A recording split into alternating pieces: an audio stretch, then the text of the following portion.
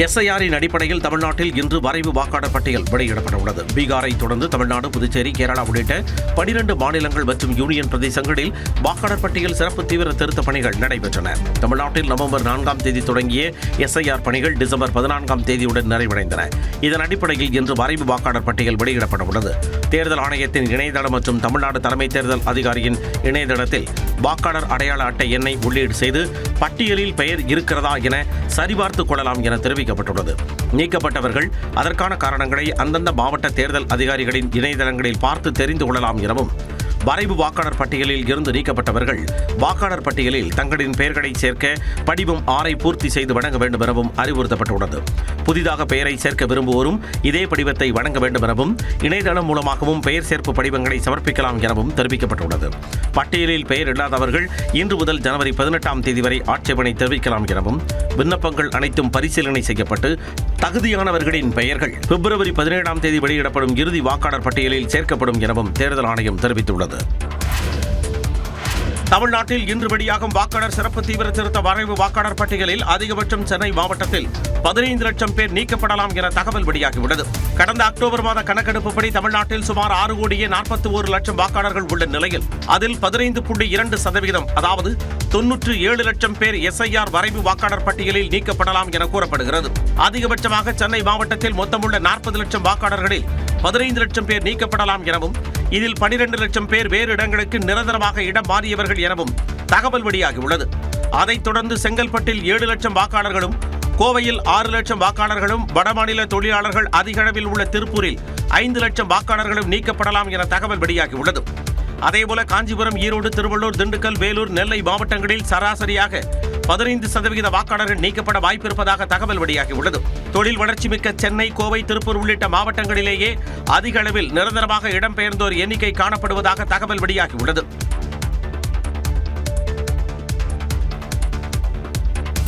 நாடாளுமன்றத்தில் கடும் அமளிக்கிடையே 125 நாள் வேலை திட்ட மசோதாவான விபிஜி ராம்ஜி மசோதா நிறைவேறியது. 100 நாள் வேலை திட்டத்தில் மாற்றங்களை செய்வதற்கான புதிய சட்ட மசோதா எதிர்க்கட்சிகளின் கடும் எதிர்ப்புக்கு மத்தியில் நாடாளுமன்ற இரு அவைகளிலும் நிறைவேற்றப்பட்டது. மகாத்மா காந்தி தேசிய ஊரக வேலைவாய்ப்பு திட்டத்தில் மாற்றங்களை கொண்டு வருவதற்கான விபிஜி ராம்ஜி எனப்படக்கூடிய வளர்ந்த பாரத ஊரக வேலைவாய்ப்பு மற்றும் வாழ்வாதார உறுதியளிப்பு திட்ட மசோதா மக்களவையில் தாக்கல் செய்யப்பட்டது. இதில் மகாத்மா காந்தியின் பெயரை நீக்கப்படுவதை கண்டித்து நாடாளுமன்ற வளாகத்தில் இந்தியா கூட்டணி கட்சிகளின் எம்பிக்கள் ஊர்வலமாக சென்று போராட்டத்தில் ஈடுபட்டனர். மக்களவையில் மசோதா மீது அமைச்சர் சிவராஜ் சிங் சௌஹான் பதிலளித்த போது எதிர்க்கட்சிகள் ஒட்டுமொத்தமாக எழுந்து நின்று முழக்கமிட்டதால் கடும் அமளி நிலவியது.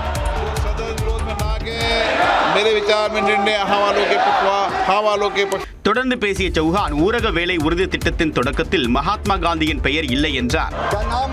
महात्मा गांधी जी के नाम पर नहीं रखा गया, वो तो नरेगा थी।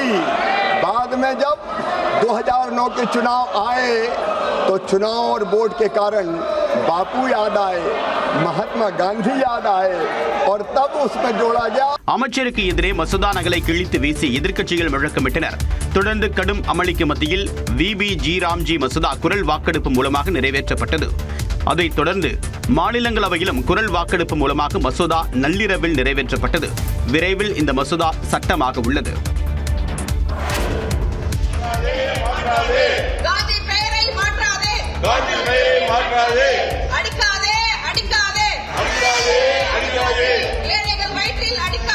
நூறு நாள் வேலை திட்டத்திற்கு மாற்றாக புதிய மசோதா நிறைவேற்றப்பட்டதை கண்டித்து நாடாளுமன்ற வளாகத்தில் இந்தியா கூட்டணி எம்பிக்கள் இரவில் தர்ணாவில் ஈடுபட்ட காட்சிகள்தான் இவை. மகாத்மா காந்தி தேசிய ஊரக வேலைவாய்ப்பு உறுதி திட்டத்திற்கு மாற்றாக விபிஜி ராம்ஜி எனப்படக்கூடிய வளர்ந்த பாரத ஊரக வேலைவாய்ப்பு மற்றும் வாழ்வாதார உறுதியளிப்பு திட்ட மசோதா மக்களவையை தொடர்ந்து மாநிலங்களவையிலும் நள்ளிரவில் நிறைவேற்றப்பட்டது. இதற்கு எதிர்ப்பு தெரிவித்து திமுக, திரிணாமுல் காங்கிரஸ் உள்ளிட்ட இந்தியா கூட்டணி கட்சி எம்பிக்கள் மகாத்மா காந்தி புகைப்படத்தை ஏந்தியபடி அவைக்கு வெளியே தர்ணாவில் ஈடுபட்டனர். This bill has to be referred to a select committee, and the select committee will scrutinize the bill, and after hearing the stakeholders and deeply scrutinizing, you can bring the bill and we will help you. But they are not prepared to even refer it to select committee, and they are so in urgency. They brought the farm bills also like that. Later they were compelled to repeal it. So also the same will happen to this. தொடர்ந்து நாடாளுமன்ற நுழைவு வாயிலில் எம்பிக்கள் படுத்து உறங்கி போராடியதால் பரபரப்பு நிலவியது. மத்திய மாநில அரசுகளுக்கு இடையேயான உறவை சிதைக்கும் வகையில் உள்ள விபிஜி ராம்ஜி மசோதாவை செயல்படுத்த வேண்டாம் என பிரதமர் மோடியிடம் முதலமைச்சர் மு.க.ஸ்டாலின் வலியுறுத்தியுள்ளார். இது தொடர்பாக பிரதமருக்கு எழுதியுள்ள கடிதத்தில் மகாத்மா காந்தி தேசிய கிராமப்புற வேலை உறுதி சட்டத்தை ரத்து செய்ததற்கு முதலமைச்சர் மு.க.ஸ்டாலின் எதிர்ப்பு தெரிவித்துள்ளார். புதிய மசோதாவில் வேலை வாய்ப்பை 125 நாட்களாக அதிகரித்திருப்பது வரவேற்கத்தக்க அம்சமாக இருந்தாலும் மற்ற விதிகள் அதன் அடிப்படை கொள்கையை பலவீனப்படுத்துவதாக உள்ளதுடன் கூட்டாட்சி தத்துவத்தை அளிக்கும் வண்ணம் இருப்பதாக கூறியுள்ளார். 75ற்கு 25 என்ற நிதி பகிர்வு விகிதத்தை 60ற்கு 40 என்ற விகிதத்தில் மாற்றுவதால் மாநில அரசுகளுக்கு பெரும் கூடுதல் சுமையை ஏற்படுத்தும் எனவும் மத்திய அரசுக்கு ஒருங்கிணைப்பு அதிகாரம் அளிக்கும் விதிகள் அடிமட்ட ஜனநாயகத்தை பலவீனப்படுத்தும் என்றும் தெரிவித்துள்ளார். திட்டத்தின் பெயரை மாற்றுவது மகாத்மா காந்தியின் கிராம சுயராஜ்யம் மற்றும் அதிகார பரவல் பற்றிய தொலைநோக்கு பார்வையை சிதைக்கும் வண்ணம் இருப்பதாக கூறியுள்ளார். இதனால் மத்திய மாநில அரசுகளுக்கு இடையேயான உறவை சிதைக்கும் புதிய மசோதாவை செயல்படுத்த வேண்டாம் எனவும் பிரதமருக்கு முதலமைச்சர் வலியுறுத்தியுள்ளார். 100 நாள் வேலை திட்டம் தொடர்பாக பொதுமக்களை காப்பதற்கு குரல் கொடுக்க சொன்னால் டெல்லியை குளிர்விக்கக்கூடிய வகையில் எடப்பாடி பழனிசாமி அறிக்கை வெளியிட்டிருப்பதாக முதலமைச்சர் மு.க.ஸ்டாலின் குற்றம் சாட்டியுள்ளார். இது தொடர்பாக தன்னுடைய எக்ஸ் பக்கத்தில் பதிவிட்டிருக்கூடியவர், மகாத்மா காந்தி ஊரக வேலைவாய்ப்பு உறுதி திட்டத்தின் பெயர் மாற்றத்தை மட்டும் கைவிடக் கோரி பட்டும் படாமல் தொட்டும் தொடாமல் தன்னுடைய ஸ்டைலில் எடப்பாடி பழனிசாமி அழுத்தம் கொடுத்திருப்பதாக விமர்சித்துள்ளார். அத்தோடு 100 நாள் வேலை திட்டம் 125 நாட்களாக உயர உள்ளதாகவும் பொய் ஒன்றை எடப்பாடி பழனிசாமி அவிழ்த்துவிட்டு இருப்பதாக முதலமைச்சர் குறிப்பிட்டுள்ளார். 125 நாட்கள் என்பது பேப்பரில் மட்டுமே இருக்கப் போவதாக அனைவரும் சுட்டிக்காட்டியும் அதை அறியாத அப்பாவியா இபிஎஸ் என்று முதலமைச்சர் வினவியுள்ளார். 100 நாட்கள் வேலை உத்தரவாதம் என்று சட்டம் இருந்த போதே பாஜக ஆட்சியில் மக்களுக்கு 20 முதல் 25 நாட்கள் மட்டுமே வேலை கிடைத்ததாக சுட்டிக்காட்டிய முதலமைச்சர் அதற்கான ஊதிய தொகையையும் திட்டச் செலவையும் மாத கணக்கில் விடுவிக்காமல் வஞ்சித்ததாக குற்றம் சாட்டியுள்ளார். இந்நிலையில் மத்திய அரசின் விருப்பத்தின் பேரில் அதிகாரிகள் விரும்பினால் வேலை வழங்கலாம் என்று விதிகள் மாற்றப்பட்ட பிறகு ஓரிரு நாட்கள் வேலை கிடைப்பதே அரிதாக போகிறது என்று முதலமைச்சர் குறிப்பிட்டுள்ளார். கிராமப்புற பெண்கள் மற்றும் ஏழைகளின் வாழ்வாதாரத்தை காப்பாற்றி வந்த திட்டத்திற்கு மூடு விழா நடத்த எடப்பாடி பழனிசாமி வரவேற்பு பத்திரம் வாசிப்பது மன்னிக்க முடியாத பச்சை துரோகம் என்று முதலமைச்சர் மு.க.ஸ்டாலின் விமர்சித்துள்ளார். கூட்டணி என்பது தேர்தல் நேர ஒப்பந்தம் என கூறிய எடப்பாடி பழனிசாமி சிறுபான்மையினர் பாதுகாப்பில் அதிமுக உறுதியாக இருப்பதாக தெரிவித்துள்ளார். சென்னை கீழ்ப்பாக்கத்தில் உள்ள CSI தேவாலய வளாகத்தில் அதிமுக சார்பில் கிறிஸ்துமஸ் பெருவிழா நடைபெற்றது. இதில் அதிமுக பொதுச் செயலாளர் எடப்பாடி பழனிசாமி கேக் வெட்டி வாழ்த்துக்களை பகிர்ந்து கொண்டார்.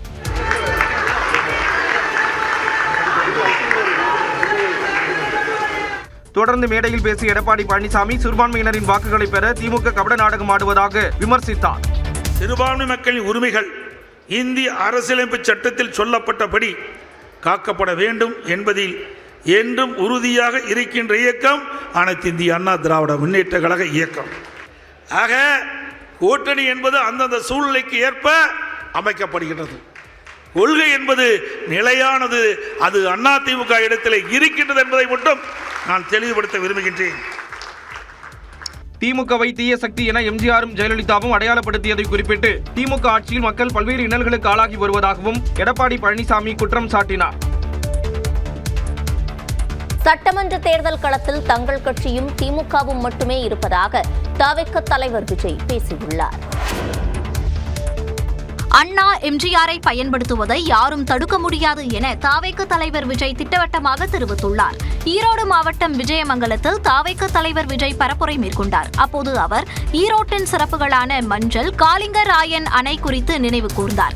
பெரியாரை இரும்பு மனிதர் என்று புகழ்ந்த விஜய் கடந்த கூட்டங்களில் எம்ஜிஆர் பெயரை பயன்படுத்தியதற்கு எழுந்த விமர்சனங்களுக்கும் பதிலளித்தார். அண்ணா அவர்கள் கிட்ட இருந்தோம், எம்ஜிஆர் அவர்கள் கிட்ட இருந்தோம் தேர்தல் அணுகுமுறையை எடுத்துக்கிட்டோம். அண்ணாவும் எம்ஜிஆரும் தமிழ்நாட்டோட சொத்து.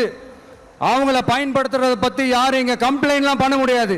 அண்ணா எங்களோடது, எம்ஜிஆர் எங்களோடது, நீங்களாம் எடுத்துக்க கூடாது அப்படின்லாம் யாரும் இங்க அழுதுட்டு இருக்க முடியாது சொல்லிவிட்டேன். தொடர்ந்து பேசிய அவர் களத்திற்கே சம்பந்தம் இல்லாதவர்களை எதிர்க்க முடியாது என்றார். எதிரிகள் யாரு இப்போ இங்க 2026 சட்டமன்ற தேர்தலில் களத்தில் இருக்கிறாங்களோ அவங்கள மட்டும் தான் எதிர்ப்போம்.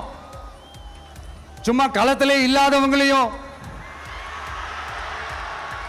களத்துக்கும் அவங்களுக்கும் சம்பந்தமே இல்லாதவங்களையும் எதிர்க்கிற ஐடியாலாம் இல்ல பாஸ். இதன் மூலம் அதிமுக, நாம் தமிழர் கட்சி உள்ளிட்ட கட்சிகள் தவிகவுக்கு போட்டியே இல்லை என விஜய் கருதுகிறாரா என்ற கேள்வி எழுந்துள்ளது. தான் சலுகைகளுக்கு எதிரானவர் அல்ல என தாவேக தலைவர் விஜய் தெரிவித்துள்ளார். காஞ்சிபுரத்தில் தான் கூறிய வாக்குறுதிகளை தவறாக புரிந்து கொண்டு அவதூறு பரப்பப்படுவதாகவும் அவர் குற்றம் சாட்டினார். நான் சலுகைகளுக்கு எதிரானவன் கிடையாது. மக்களுக்கான சலுகைகளை இலவசம்னு சொல்லி அசிங்கப்படுத்துறதுல எனக்கு உடன்பாடு கிடையாது. மக்கள் காசுல மக்களுக்கு செய்யறதை எப்படி இலவசம்னு சொல்லுவீங்க? அப்படியே செஞ்சிட்டாலும் ஓசில போறேன்னு சொல்லி அசிங்கப்படுத்துறீங்க. 24 மணி நேரமும் தன் மீது அவதூறு பரப்புவதை பற்றியே சிலர் சிந்தித்து வருவதாகவும் அவர் குற்றம் சாட்டினார். என்னெல்லாம் அவதூறுகள் நம்ம விஜய் மேல சொல்லி மக்களை நம்ப வைக்கலாம், என்னெல்லாம் சூழ்ச்சிகள் நம்ம விஜய் மேல பண்ணி மக்களை நம்ப வைக்கலாம். இப்படி சூழ்ச்சிகளை மட்டுமே நம்பி பொழப்ப நடத்துற சில சூழ்ச்சிக்கார கூட்டங்கள் இதை தொடர்ந்து செஞ்சுக்கிட்டு தான் இருக்கு. ஆனா அவங்களுக்கு தெரியாது, இது இன்னைக்கு நேத்து வந்த உறவு இல்ல. கிட்டத்தட்ட 30-33 வருஷத்துக்கு மேல இருக்கிற உறவு. 10 வயதில் சினிமாவிற்குள் வந்ததிலிருந்து தனக்கும் மக்களுக்கும் இடையே உறவு இருப்பதாகவும் விஜய் கூறினார். திமுகவை தீய சக்தி என்று சாடிய விஜய் தாவேகவை தூய சக்தி என பெருமிதம் தெரிவித்துள்ளார். நாமக்கல் கூட்டத்திற்கு பிறகு மீண்டும் ஜெயலலிதா பெயரை மேடையில் பயன்படுத்திய விஜய் திமுகவை கடுமையாக விமர்சித்தார். மேடம் ஜெயலலிதா மேடம் அவங்களும் ஒரே வார்த்தையில சொல்லி இந்த திமுகவை காலி பண்ணாங்கல்ல. நான் கூட யோசிப்பேன், ஏன் இவ்வளவு ஹார்ஷா பேசுறாங்க, ஏன் இவ்வளவு ஹார்ஷா அவங்கள திட்டுறாங்கன்னு யோசிச்சது உண்டு. இப்பதானே புரியுது. அவங்க 2 பேரும் சொன்னதை இப்ப நானும் ரிப்பீட் பண்றேன். திமுக ஒரு தீய சக்தி, தீய சக்தி, தீய சக்தி, தீய சக்தி. டிவிகே ஒரு தூய சக்தி. தொடர்ந்து பேசிய விஜய் செங்கோட்டையன் போன்று மேலும் சிலர் தாவேகவுக்கு வர இருப்பதாகவும் தெரிவித்தார். விஜய் உரையாற்றி முடித்ததும் அவருக்கு செங்கோலை தாவேக நிர்வாகி குழு ஒருங்கிணைப்பாளர் செங்கோட்டையன் பரிசாக அளித்தார்.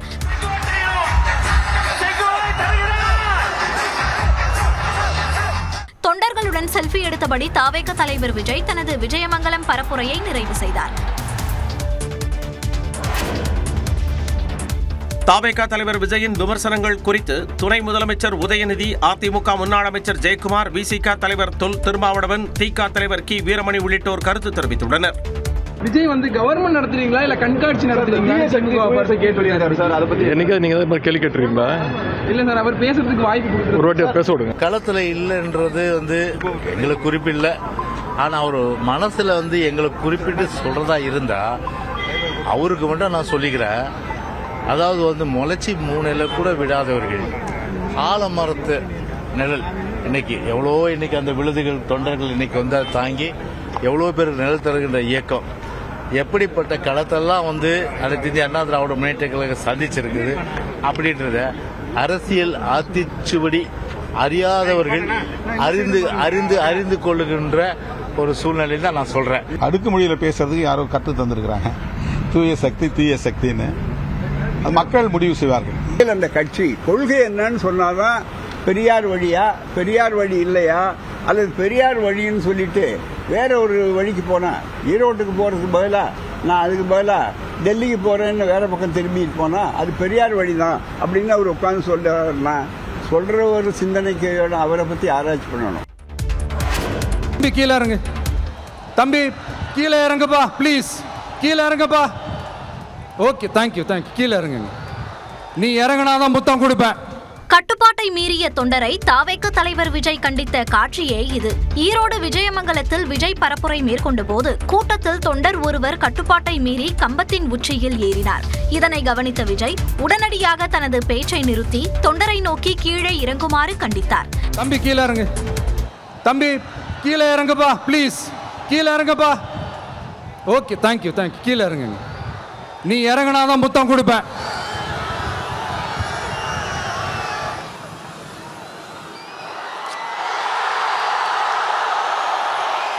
இதனிடையே விஜய் பரப்புரை மேற்கொண்டிருந்த போது பெண் ஒருவர் மயங்கி விழுந்ததால் பரபரப்பு ஏற்பட்டது. உடனடியாக அவர் மருத்துவ முகாமிற்கு கொண்டு செல்லப்பட்டார். இதெல்லாம் சொல்லிட்டு மக்களை ஏமாத்துறது யாரோட ஆட்சி இல்லைங்க. அடுத்து ரொம்ப முக்கியமா கூட்டம் முடிந்ததும் கோவையை நோக்கி விஜய் சென்று கொண்டிருந்த போது அவரது வாகனத்தை தாவேக தொண்டர்கள் பின்தொடர்ந்தனர். அப்போது பல்லக்கவுண்டன் பாளையம் பகுதியில் தொண்டர்களின் வாகனம் அந்த வழியாக சென்ற மற்றொரு வாகனத்தின் மீது மோதியதில் பெண் காயமடைந்தார். பல்வேறு கோரிக்கைகளை வலியுறுத்தி சென்னையில் போராட்டம் நடத்திய செவிலியர் பின்னர் கிளாம்பாக்கத்தில் விடிய விடிய போராட்டம் நடத்தினர். சென்னையில் உண்ணாவிரத போராட்டத்தில் ஈடுபட்ட செவிலியர்களை காவல்துறையினர் கைது செய்த நிலையில் அவர்கள் இரவிலும் கிளாம்பாக்கம் பேருந்து முனையத்தில் போராட்டத்தை தொடர்ந்ததால் பரபரப்பு நிலவியது. திமுக தேர்தல் வாக்குறுதி மற்றும் 356 செவிலியர் பணி நிரந்தரம் உள்ளிட்ட கோரிக்கைகளை வலியுறுத்தி சென்னை சிவானந்தா சாலையில் தமிழ்நாடு செவிலியர்கள் மேம்பாட்டு சங்கத்தின் சார்பில் நேற்று நடைபெற்ற உண்ணாவிரத போராட்டத்தில் 1000க்கும் மேற்பட்ட செவிலியர்கள் கலந்து கொண்டனர். இந்நிலையில் மாலை 7 மணி அளவில் செவிலியர்களை காவல்துறையினர் கைது செய்து வாகனத்தில் ஏற்றியதால் சலசலப்பு ஏற்பட்டது.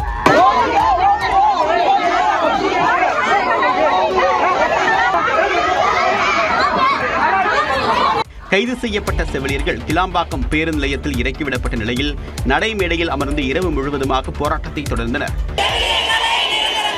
காவல்துறையும் தமிழக அரசும் நடந்துக்கிறது மிகவும் கண்டிக்கத்தக்கது. எங்களது நியாயமான கோரிக்கை. இந்த கோரிக்கைக்காக நாங்கள் இன்னைக்கு மக்கள் மத்தியில் உட்கார்ந்து எங்களுடைய பிரச்சாரத்தையும் எங்களுடைய போராட்டத்தையும் நாங்கள் கண்டினியூ பண்ண போறோம்.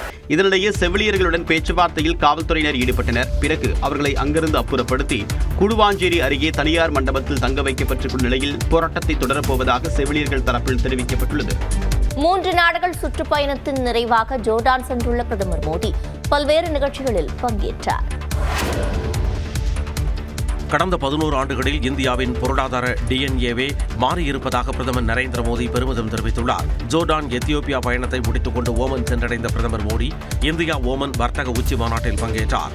அப்போது பேசிய பிரதமர் இரு நாடுகளுக்கும் இடையேயான விரிவான பொருளாதார கூட்டாண்மை ஒப்பந்தம் புதிய நம்பிக்கையை அளிப்பதாக தெரிவித்தார். आज हमारे डिप्लोमेटिक रिश्ते भी 70 इयर्स के हो गए हैं. ये सिर्फ 70 वर्ष का उत्सव नहीं है. ये वो पड़ाव है जहां से हमें மஸ்கட்டில் இந்திய கல்வி முறை அமல்படுத்தப்பட்டதன் 50வது ஆண்டு கொண்டாட்ட நிகழ்ச்சியில் பங்கேற்ற மோடி மாணவர்களுடன் கலந்துரையாடினார்.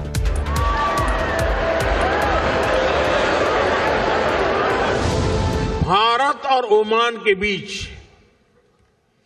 जो रिश्ता ट्रेड से शुरू हुआ था, आज उसको एजुकेशन सशक्त कर रही है.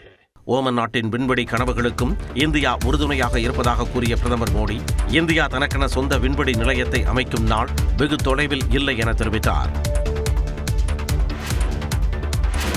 அணுசக்தி துறையில் தனியார் நிறுவனங்களை அனுமதிக்கும் மசோதா நாடாளுமன்ற இரு அவைகளிலும் நிறைவேற்றப்பட்டதற்கு மகிழ்ச்சி தெரிவித்துள்ள பிரதமர் மோடி இது நாட்டில் தொழில்நுட்ப துறையில் மாற்றத்தை ஏற்படுத்தும் தருணம் என்று நம்பிக்கை தெரிவித்துள்ளார்.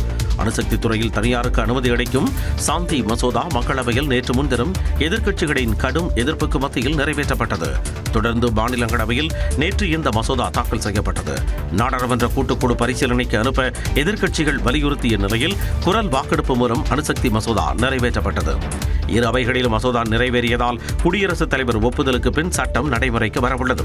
அணுசக்தி மசோதா நிறைவேற்றம் தொடர்பாக எக்ஸ் பக்கத்தில் மகிழ்ச்சி தெரிவித்துள்ள பிரதமர் மோடி செயற்கை நுண்ணறிவு தொழில்நுட்பத்தை பாதுகாப்பாக இயக்குவது முதல் பசுமை உற்பத்திக்கு வழிவகுப்பது வரை இந்த மசோதா நாட்டிற்கும் உலகிற்கும் தூய்மையான எரிசக்தி உந்துதலை அளிப்பதாக பெருமிதம் தெரிவித்துள்ளார். இதன் மூலம் தனியார் துறைக்கும் இளைஞர்களுக்கும் ஏராளமான வாய்ப்புகள் உருவாக்கப்படும் என்றும் நம்பிக்கை தெரிவித்துள்ளார். மேலும் இந்தியாவில் முதலீடு செய்வதற்கும் புதுமைகளை படைப்பதற்கும் இதுவே சரியான நேரம் என்று பிரதமர் பதிவிட்டுள்ளார். மனைவி சொன்னா கேட்டுக்கணும் என புதுமண தம்பதிகளுக்கு முதலமைச்சர் அறிவுரை வழங்கியுள்ளார். 100 நாள் வேலை திட்டம் தொடர்பான மத்திய அரசின் சட்ட திருத்தத்தை கண்டித்து திமுக சார்பில் போராட்டம் நடத்தப்படும் என முதலமைச்சர் மு.க.ஸ்டாலின் தெரிவித்துள்ளார். சென்னையில் தனது சொந்த தொகுதியான குளத்தூருக்கு சென்ற முதலமைச்சர் மு.க.ஸ்டாலின் காரிலிருந்து இறங்கி நடந்து சென்று மக்களை சந்தித்தார்.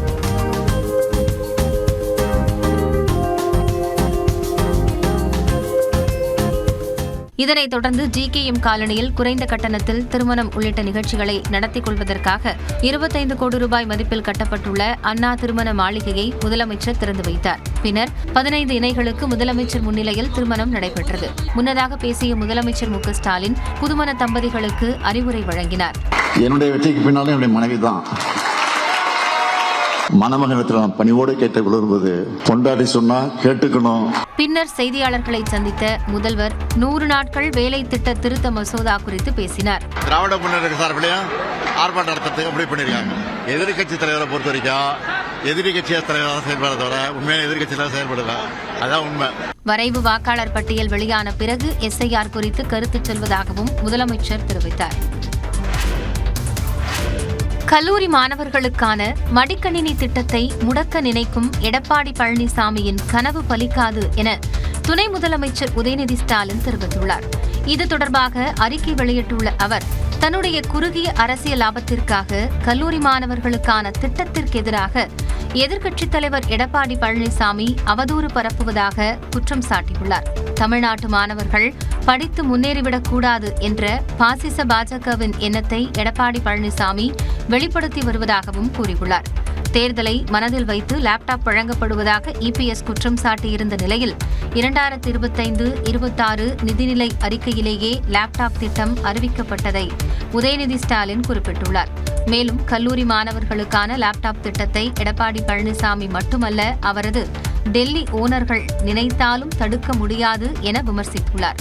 புத்தாண்டு விடுமுறை முடிந்து கல்லூரிக்கு வரும் மாணவர்களுக்கு 6 மாத இலவச ஏஐ வசதியுடன் வரும் பிப்ரவரி மாதத்திற்குள் 10 லட்சம் லேப்டாப்கள் வழங்கப்படும் எனவும் உதயநிதி ஸ்டாலின் குறிப்பிட்டுள்ளார்.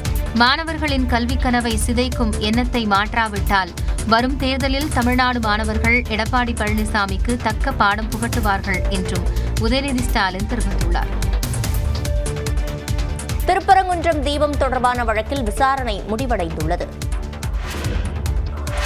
திருப்பரங்குன்றம் தீபத்தூண் தொடர்பான மேல்முறையீட்டு வழக்கில் தேதி குறிப்பிடாமல் தீர்ப்பு ஒத்திவைக்கப்பட்டுள்ளது. மதுரை திருப்பரங்குன்றம் மலை உச்சியில் உள்ள தீபத்தூணில் கார்த்திகை தீபம் ஏற்ற அனுமதி அளித்து நீதிபதி GR சுவாமிநாதன் உத்தரவு பிறப்பித்திருந்தார். இந்த தீர்ப்பை எதிர்த்து தமிழ்நாடு அரசு 2 நீதிபதிகள் அடங்கிய அமர்வில் மேல்முறையீடு செய்திருந்தது. சிக்கந்தர் தர்கா நிர்வாகம், தமிழக வக்ஃபு வாரியம், இந்து முன்னணி உள்ளிட்ட பலர் இடையீட்டு மனுக்களை தாக்கல் செய்திருந்தனர். இந்த வழக்கு தொடர்பான வழக்கு விசாரணை கடந்த வெள்ளிக்கிழமை தொடங்கி 5வது நாளாக நடைபெற்றது. நீதிபதிகள் ஜெயச்சந்திரன், ராமகிருஷ்ணன் அமர்வில் நடைபெற்ற மேல்முறையீட்டு மனுக்கள் தொடர்பான விசாரணை நிறைவு பெற்றது. எழுத்துப்பூர்வமான வாதங்களை வழங்க உத்தரவிட்டு தீர்ப்புக்காக வழக்கை தேதி குறிப்பிடாமல் ஒத்திவைத்தனர். தனி நீதிபதி விசாரிக்கும் நீதிமன்ற அவமதிப்பு வழக்கிற்கு எதிரான மேல்முறையீடு உள்ளிட்ட இது தொடர்பான அனைத்து வழக்குகளும் வரும் ஜனவரி 7ஆம் தேதி விசாரணைக்கு எடுத்துக் கொள்ளப்படும் என்றும் நீதிபதிகள் தெரிவித்தனர்.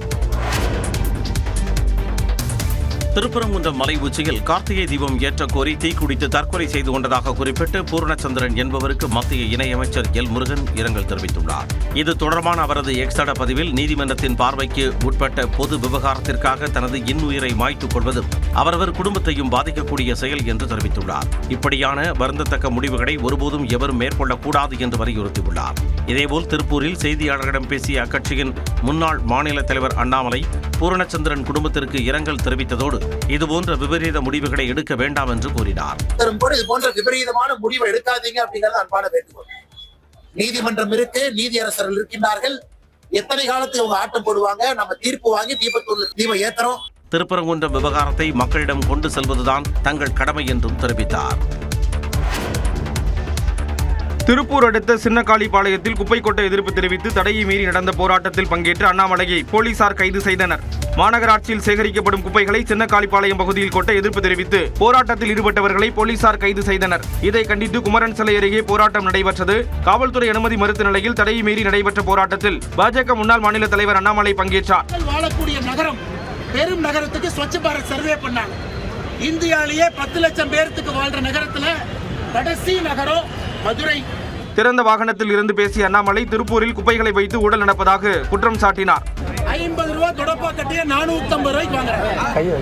இங்க ஊழல் செய்வதற்காகவே இந்த குப்பையை எங்கேயுமே சுத்திகரிக்காம 570 டன் குப்பை எடுத்து கொண்டு வந்து ஏன் கொட்டுறீங்க? அந்த ஆர்ப்பாட்டம் பண்ணது கைது. இதையடுத்து அனுமதி இல்லாமல் போராட்டம் நடத்தியதாக அண்ணாமலையை போலீசார் கைது செய்தனர். சென்னையை சுற்றியுள்ள ஏரிகள் நிரம்பியுள்ளதால் வரும் கோடை காலத்தில் தண்ணீர் தட்டுப்பாடு ஏற்படாது என கூறப்பட்டுள்ளது. சென்னை மக்களின் குடிநீருக்கு 2027ஆம் ஆண்டு வரை தட்டுப்பாடு இருக்காது என்று பொதுப்பணித்துறையினர் நம்பிக்கை தெரிவித்துள்ளனர். சென்னை மக்களின் குடிநீர் தேவையை பூண்டி, புழல், சூடவரம், செம்பரம்பாக்கம், கண்ணன்கோட்டை தேர்வாய்க்கண்டிகை நீர்த்தேக்கங்கள் பூர்த்தி செய்து வருகின்றன. இவை மொத்தம் 11.757 மில்லியன் கனஅடி கொள்ளளவை கொண்டவை. இவற்றில் தற்போது 95.09% நீர் இருப்பு இருப்பதாக பொதுப்பணித்துறை அதிகாரிகள் தெரிவித்துள்ளனர். குறிப்பாக பூண்டி, புழல், செம்பரம்பாக்கம் ஆகிய நீர்த்தேக்கங்கள் 100% நிரம்பி தொடர்ந்து 5 நாட்களாக கடல் போல காட்சியளிக்கிறது. பூண்டி சத்தியமூர்த்தி நீர்த்தேக்கத்திற்கு வினாடிக்கு 250 கனஅடி தண்ணீர் வரும் நிலையில் கொசஸ்தலை ஆற்றில் வினாடிக்கு 300 கனஅடி தண்ணீர் வெளியேற்றப்படுகிறது. புழல் ஏரிக்கு வினாடிக்கு 45 கனஅடி நீர் வரத்திருக்கும் நிலையில் மெட்ரோ மற்றும் உபரி நீராக வினாடிக்கு 550 கனஅடி தண்ணீர் வெளியேற்றப்படுகிறது. செம்பரம்பாக்கம் ஏரி முழு கொள்ளளவான 3645 மில்லியன் கனஅடியை எட்டியிருக்கும் நிலையில் வினாடிக்கு 500 கனஅடி தண்ணீர் வெளியேற்றப்படுகிறது. இதேபோல சோழவரம் ஏரி 50.32%, கண்ணன்கோட்டை தேர்வாய்க்கண்டிகை அணை 92% நிரம்பியுள்ளன. நியூஸ் 18 தமிழ்நாடு செய்தி எதிரொலியாக திருவாரூர் மாவட்டம் முழுவதும் டிட்வா புயல் பாதிப்பு குறித்து கணக்கெடுப்பு நடைபெற்ற நிலையில் 33,250 ஏக்கரில் நெற்பயிர்கள் சேதமடைந்துள்ளதாக அதிகாரிகள் தெரிவித்துள்ளனர். திருவாரூர் மாவட்டத்தில் நடப்பாண்டு 3,65,000 ஏக்கர் பரப்பளவில் சம்பா மற்றும் தாளடி நெல் சாகுபடி பணிகள் நடைபெற்று வந்தன. சில வாரங்களுக்கு முன்பு வங்கக்கடலில் உருவான டிட்வா புயலால் ஒரு வாரத்துக்கு மேலாக கனமழை வெளுத்து வாங்கியது. இதில் பயிர்கள் கடுமையாக பாதிக்கப்பட்ட நிலையில் இழப்பீடு வழங்க விவசாயிகள் கோரியிருந்தனர். இதுகுறித்து நியூஸ் 18 தமிழ்நாடு செய்தி வெளியிட்டிருந்தது. அதன் எதிரொலியாக மாவட்டம் முழுவதும் டிட்வா புயல் பாதிப்பு குறித்து கணக்கெடுப்பு நடத்த மாவட்ட ஆட்சியர் மோகனச்சந்திரன் உத்தரவிட்டிருந்தார். அதன்படி வேளாண் துறை அதிகாரிகள் கடந்த 15 தினங்களுக்கும் மேலாக கணக்கெடுக்கும் பணியில் ஈடுபட்டு வந்தனர். அந்த பணிகள் நிறைவு பெற்ற நிலையில் மாவட்டம் முழுவதும் 33,250 ஏக்கர் சம்பா மற்றும் தாளடி நெல் பயிர்கள் பாதிக்கப்பட்டுள்ளதாக வேளாண் துறை அதிகாரிகள் தெரிவித்துள்ளனர். இதற்கான அறிக்கையை மாவட்ட ஆட்சியர் மோகனச்சந்திரனிடம் வெள்ளிக்கிழமையன்று சமர்ப்பிக்க உள்ளதாக மாவட்ட வேளாண்மை இணை இயக்குநர் பாலசரஸ்வதி தெரிவித்துள்ளார். திண்டுக்கல்லில் காதலி பேச மறுத்ததால் அவருடைய புகைப்படத்தை சமூக வலைதளங்களில் ஆபாசமாக வெளியிட்ட காதலன் கைது செய்யப்பட்டுள்ளார். குட்டத்து ஆவாராம்பட்டியை சேர்ந்த 25 வயதான கூலி தொழிலாளி ஜெயசீலன் சானார்பட்டி அருகே உள்ள கிராமத்தை சேர்ந்த கல்லூரி மாணவியை காதலித்து வந்துள்ளார். அந்த சமயங்களில் கல்லூரி மாணவி தன்னுடைய புகைப்படங்களை ஜெயசீலனுக்கு அனுப்பியதாக கூறப்படுகிறது. நாளடைவில் இளைஞரின் பழக்க வழக்கங்கள் பிடிக்காமல் போனதால் அவரிடம் கல்லூரி மாணவி பேச மறுத்ததாக சொல்லப்படுகிறது. தன்னிடம் பேசுமாறு கல்லூரி மாணவியிடம் தொடர்ந்து வற்புறுத்தி வந்த ஜெயசீலன் ஒரு கட்டத்தில் ஆத்திரமடைந்து பெண்ணின் புகைப்படங்களை ஆபாசமாக இணையத்தில் பதிவேற்றம் செய்திருக்கிறார். இதனால் அதிர்ச்சியடைந்த மாணவி தன்னுடைய பெற்றோரிடம் கூறிய நிலையில் சானார்பட்டி அனைத்து மகளிர் காவல் நிலையத்தில் புகார் அளிக்கப்பட்டது. தொடர்ந்து ஜெயசீலனை கைது செய்த காவல்துறையினர் அவரிடம் விசாரணை மேற்கொண்டு வருகின்றனர்.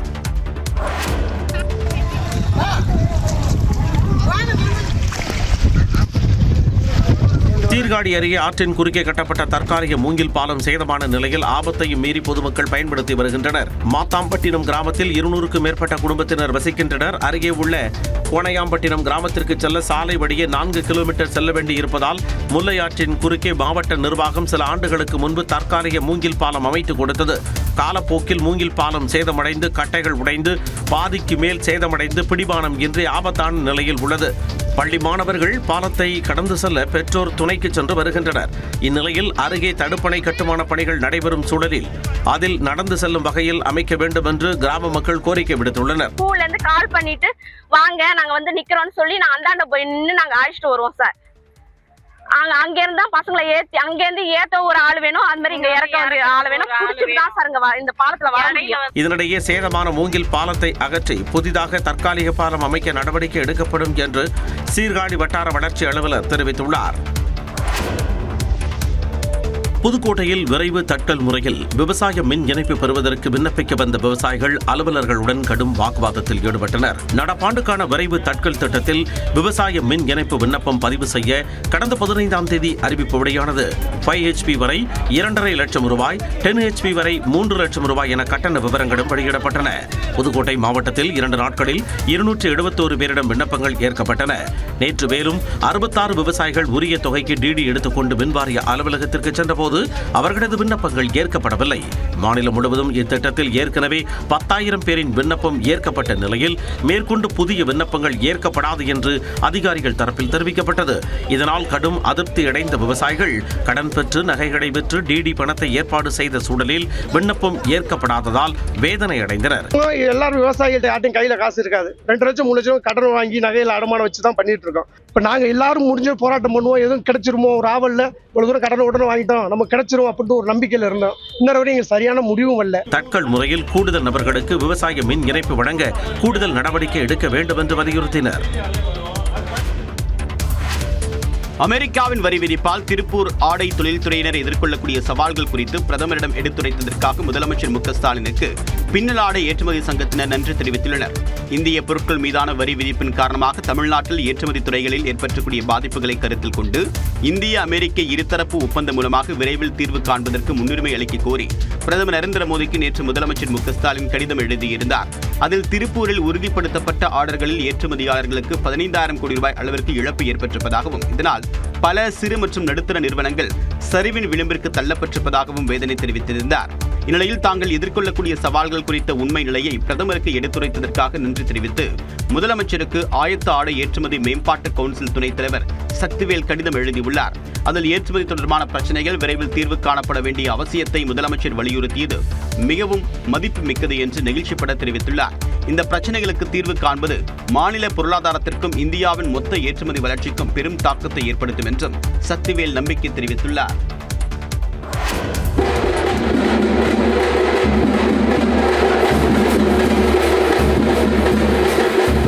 தேசிய அளவிலான குங்ஃபு தற்காப்பு கலை சாம்பியன்ஷிப் போட்டிகளில் பதக்கங்களை வென்று ஊர் திரும்பிய மலை கிராம சிறுவர்களுக்கு ஒசூர் ரயில் நிலையத்தில் உற்சாக வரவேற்பு அளிக்கப்பட்டது.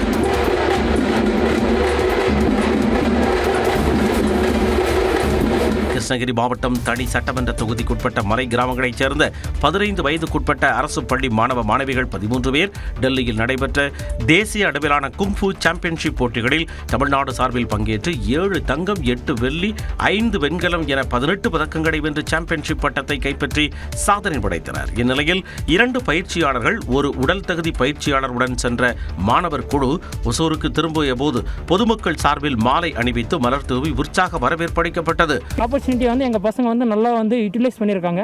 ஸோ அதுக்கான ஒரு ரிசல்ட் தான் இப்போ நம்மளுக்கு தெரியுது. இது வந்து ஃபியூச்சர்லேயும் இன்னும் வந்து நம்ம தமிழ்நாடு மட்டும் இல்லை இந்தியாவுக்கு பெருமை சேர்க்கிற அளவில் நம்ம பசங்க வந்து ஸ்போர்ட்டிவாக இருப்பாங்கன்ற நம்புகிறோம். தற்காப்பு கலையையும் விளையாட்டில் ஒரு அங்கமாக கருதி சிறுவர்கள் மேன்மைக்காக தமிழ்நாடு அரசு வாய்ப்பு ஏற்படுத்தி தர வேண்டும் என்று மாணவர்கள் கோரிக்கை வைத்தனர். சட்டமன்ற தேர்தல் நெருங்கும் நிலையில் கூட்டணி கட்சி தலைவர்களை முதலமைச்சர் ஸ்டாலின் சந்தித்து பேசினார்.